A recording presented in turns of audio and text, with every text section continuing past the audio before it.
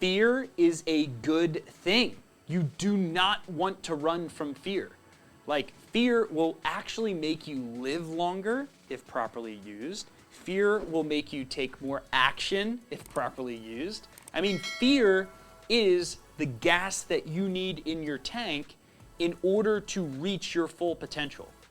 Like, fear is probably one of the most misunderstood concepts in business, in life, in really everything. A lot of people think that in order for me to live a good life, I need less fear. I need to protect myself. I need less stress. I need to do stress relief. And I'm here to tell you that that is the exact opposite of what you need to do. If you look at this study that was done on the longest living people during a certain time window of like the 1500s to like the early 2000s, what they did was they took the average person during that time frame and they compared it to the presidents of the United States during that time frame. And did you know that arguably the men who were the presidents of our country lived on average 20 to 25 years longer than the average citizen during the years in which they sat as president? Think about that. Why would someone who is president of the United States, arguably the most stressful job in the world, being president, why would they live 20 to 25 years longer than the average age at the time of their presidency? Why would they live longer? Well, it's because they embrace something that's called eustress. Okay? See, a lot of people don't understand that there's different themes of stress. There's different themes of anxiety. There's different themes of fear. Eustress is positive associated stress. Distress is negative associated stress. So distress is, oh, woe is me, my life sucks, I'm super overwhelmed, I don't know what to do next, someone please help me, right? That's distress. And yes, that will take years off of your life. But there's a fine line to the opposite of that, which is eustress, positive-oriented stress. Positive-oriented stress still is a what-if question. All anxiety starts with what if before a statement that goes through your head, which then creates the reflection of an emotion of either eustress or distress. See, the what if doesn't change. What changes is what comes after the what if statement.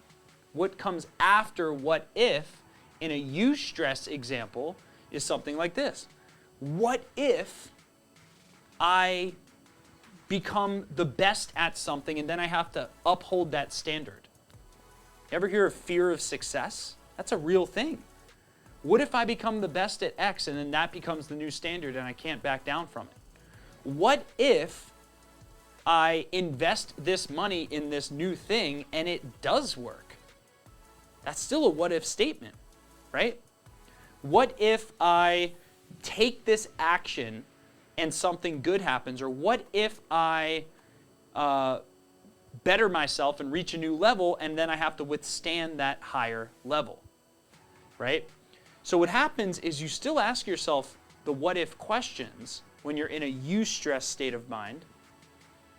The difference is that what comes after what if is a lot more positive of a statement.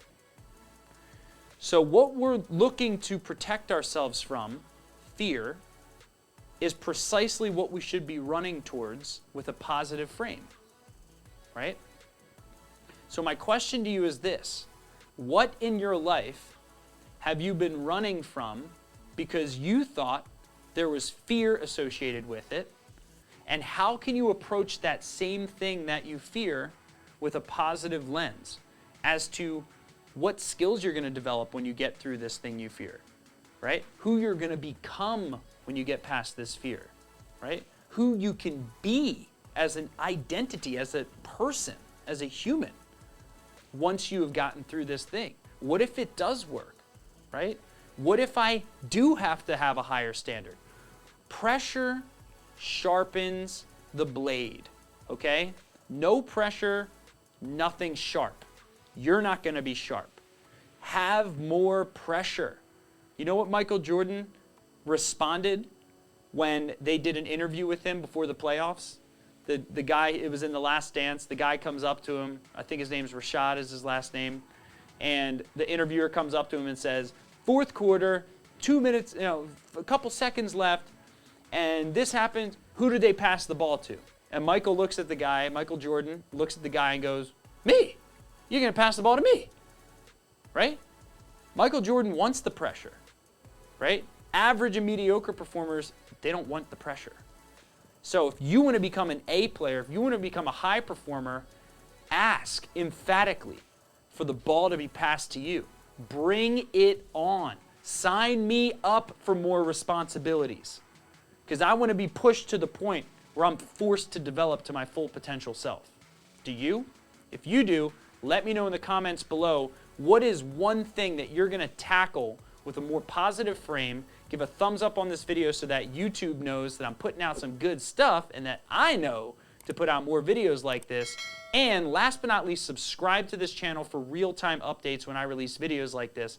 My name's Bill Hauser, and I'm here to help you double your life in less than 12 months. And I'll see you in the next video.